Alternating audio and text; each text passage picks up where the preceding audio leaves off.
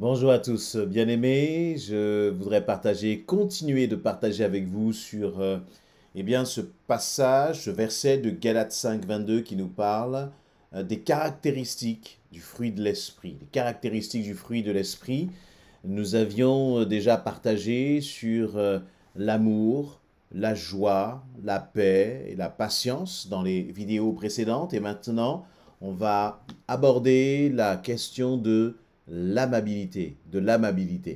En parlant d'amabilité, merci pour vous qui prenez le temps de laisser un commentaire, de liker, de mettre le petit pouce sur les vidéos, ou même de vous abonner à notre chaîne YouTube si ça vous bénit, si ça vous fait du bien. En faisant cela, ça aide à gagner en visibilité et donc à bénir aussi d'autres. Merci en tout cas pour cela. Donc, je vais relire quand même ce verset de Galates 5, 22. À force, on commence à le connaître. Le fruit de l'esprit, c'est l'amour, la joie, la paix, la patience, l'amabilité, la bonté, la fidélité, la douceur et la maîtrise de soi. La loi ne condamne certes pas de telles choses. Et comme je disais en introduction, on a déjà abordé les 4 premières caractéristiques du fruit de l'esprit. Nous arrivons là maintenant sur la 5e qui est l'amabilité. L'amabilité. Alors, lorsque l'on parle d'amabilité, on trouve le mot aimable dedans, c'est-à-dire quelqu'un qui a à son contact, finalement, on se sent bien parce qu'elle manifeste de la bienveillance à l'égard de l'autre. Et cette bienveillance la rend finalement aimable.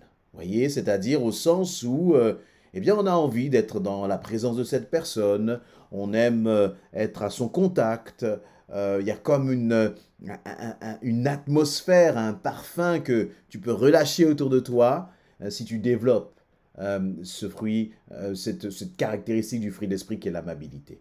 Alors quand on parle encore une fois d'amabilité, on peut penser à un trait de caractère que certaines personnes ont de par leur nature, qui ont toujours été des personnes qui manifestent une certaine amabilité à l'égard, oui, amabilité à l'égard des autres. Mais encore une fois, il nous est vraiment parlé là du fruit de l'esprit, c'est-à-dire tout ce qui a pour origine quelque chose de non naturel, mais c'est une origine qui est spirituelle. La source, c'est le Saint-Esprit. C'est-à-dire que c'est le Saint-Esprit qui produit cette dimension de l'amabilité en chacun de nous.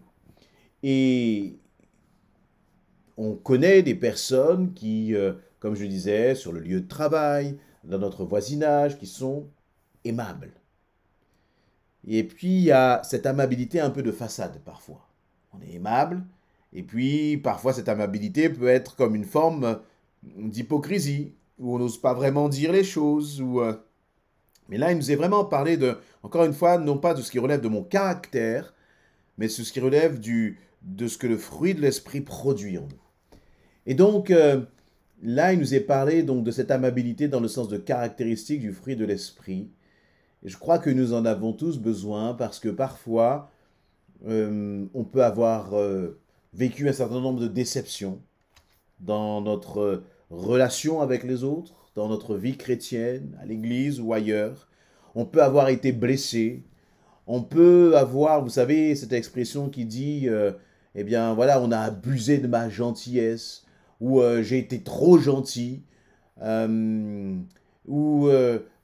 et puis finalement, à cause de cela, on va développer une sorte de carapace pour se protéger, on va devenir comme un hérisson justement, et on va faire en sorte parce que celui qui est dans l'amabilité, finalement, il est dans le prendre soin de l'autre. Celui qui est dans l'amabilité, il n'est plus tourné vers lui-même, il est tourné vers les autres.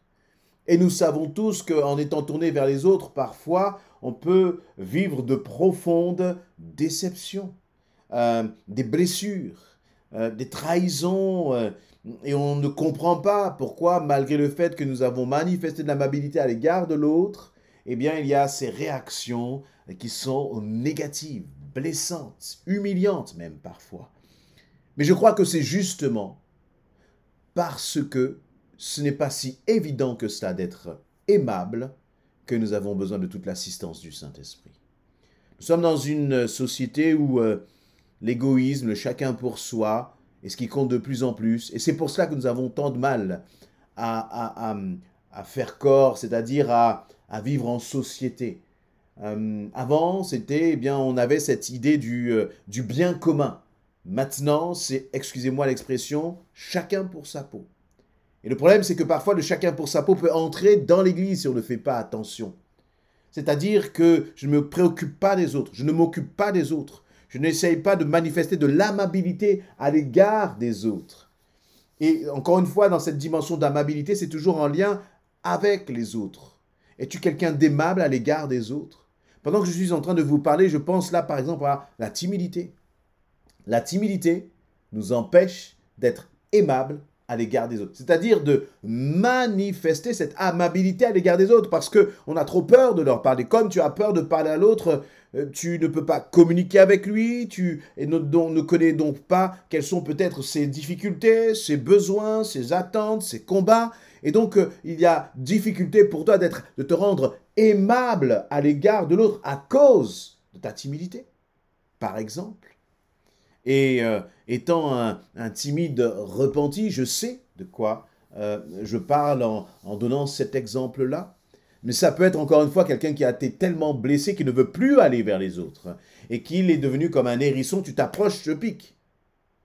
Alors que le Saint-Esprit, eh bien, il est dans cette dimension d'être ouvert vers les autres. Être ouvert vers les autres, ce n'est pas accepter n'importe quoi, faire n'importe quoi et laisser les autres faire n'importe quoi. Non, mais c'est toujours d'avoir cette dimension de bienveillance à l'égard de l'autre qui se manifeste finalement dans des petits gestes du quotidien à l'égard, encore une fois, de l'autre. Même d'anticiper les besoins. Et si on veut imaginer, et d'ailleurs c'est vrai pour chacune des caractéristiques du fruit de l'esprit, eh bien, pour se projeter, on peut se dire, mais comment était Jésus? Comment Jésus était dans ses relations avec les autres? Et lorsqu'on pense à Jésus, on pense à Jésus lorsqu'il avait compassion de cette femme qui avait la maladie de sang et qui avait touché son vêtement. On pense à Jésus lorsque cette femme-là, qui était une femme de mauvaise vie, est rentrée là à la maison de Simon, Simon le pharisien, qu'elle s'est mise à ses pieds, qu'elle s'est agenouillée, qu'elle a commencé à verser ses larmes sur les pieds de Jésus. Et Jésus a eu une attitude de compassion à l'égard de cette femme, d'amabilité à l'égard de cette femme. Jésus avec Zachée, par exemple. Jésus avec la femme samaritaine. C'est-à-dire que Jésus avait... c'est là où on comprend toute la dimension du Saint-Esprit. Au-delà même des traditions, des coutumes. Lorsque je parle de Jésus avec la Samaritaine, il n'était pas une coutume acceptée de ce qu'un juif puisse aller parler avec un Samaritain. Jésus l'a fait parce qu'il avait ce cœur finalement aimable pour les autres. Aimable pour les autres. Et vous savez, parfois on pointe les autres du doigt à cause de leur comportement à notre égard. Mais je crois aussi que l'amabilité, c'est-à-dire d'être aimable à l'égard des autres, attire aussi l'amabilité en retour. La question c'est qui va commencer? Qui va être aimable le premier? Eh bien, je dirais que ce sont ceux qui sont enfants de Dieu, qui doivent aimer les premiers. Même si tu n'es pas aimé par les autres, peu importe, toi tu dois être aimable. C'est-à-dire tu dois manifester de l'amabilité à l'égard des autres. Même si parfois ça peut nous coûter. Même si on n'a pas envie parce que le caractère de l'autre, on n'arrive pas. Il y a quelque chose en lui qui m'agace. Peu importe. Peu importe. Parce que nous ne sommes pas en train de parler d'une amabilité charnelle humaine. Nous sommes en train de parler d'une amabilité qui est le fruit de l'esprit. Vous savez, il y a certaines personnes, lorsqu'elles arrivent sur le lieu du travail, où il y a une discussion et qu'elles se mêlent à la discussion, tout de suite, il y a comme un changement d'atmosphère. Et on se dit, ah, ça y est, lui, avec sa susceptibilité, avec ses remarques, avec toujours, parfois, il est un peu blessant, ou on peut rien dire, il s'emporte pour tout et n'importe quoi. Ça casse l'atmosphère, comme on dit. Vous voyez? Alors que je crois que celui qui a cette dimension d'amabilité en lui, il change l'atmosphère en positif. Il apaise.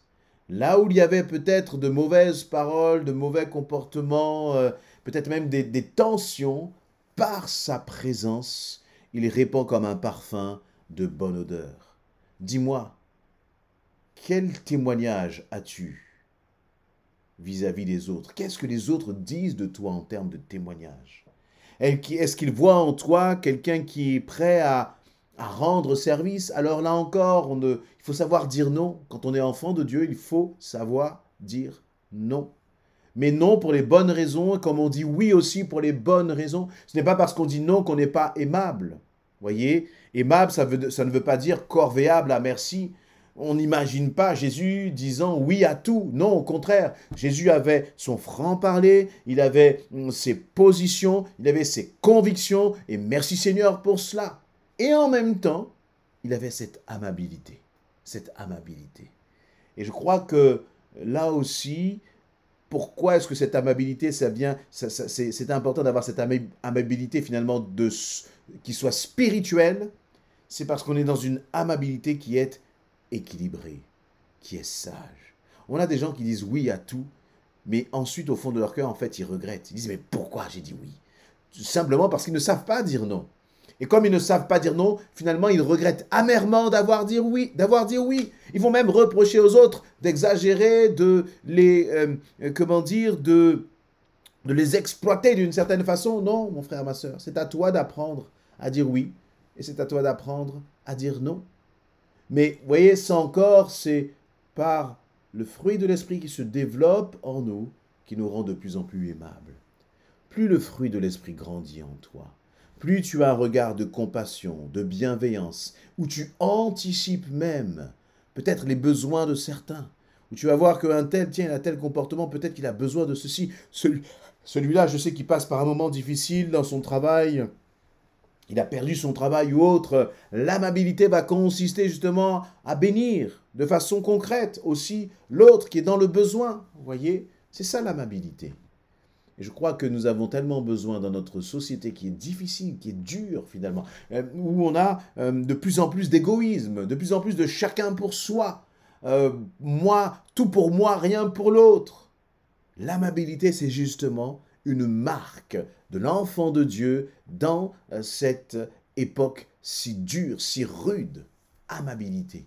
Si tu as été blessé, si tu t'es senti un moment exploité, que tu t'es comme renfermé, attention. Parce qu'en restant sur cette position, finalement, tu étouffes le fruit de l'esprit en toi. Tu étouffes ce que le Saint-Esprit veut manifester à travers toi. Et je crois que c'est à nous, en tant qu'enfants de Dieu, en tant que lumière du monde, de manifester, d'être finalement des sources d'amabilité. Là où nous sommes, au travail, dans notre famille, à l'église, soyons des sources d'amabilité avec ceux qui sont autour de nous. Et attention, pas d'hypocrisie. Ce n'est pas je suis aimable le dimanche lorsque je vois les frères et sœurs de l'église, et quand je suis à la maison, j'ai un autre comportement, en tant qu'époux, en tant qu'épouse. Ou lorsque je suis avec mes collègues de travail, j'ai aussi un autre comportement. Attention. Là, c'est une amabilité qui est charnelle, qui est une hypocrisie, qui est un mensonge. Là, nous parlons vraiment d'une transformation finalement du Saint-Esprit en nous et qui manifeste cette amabilité. Sois aimable, aime les autres. Et en aimant les autres, je suis convaincu qu'en répandant l'amour autour de nous, eh bien, nous allons être aussi appréciés, aimés. Bien sûr, nous ne faisons rien pour être aimés les autres, parce que nous sommes aimés de Dieu et c'est bien suffisant. Même si les autres ne m'aiment pas, je dois aimer quand même en retour.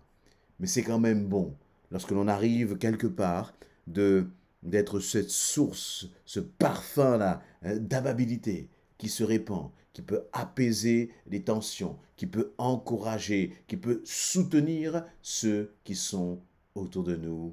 Amen.